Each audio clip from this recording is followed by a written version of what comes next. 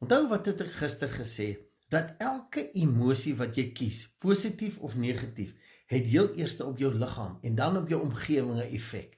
Want onthou nou, dit is wie jy word, né? Dit is jou energie, dis jou frekwensie. Want daar word gesê, soos jy dink, so is jy.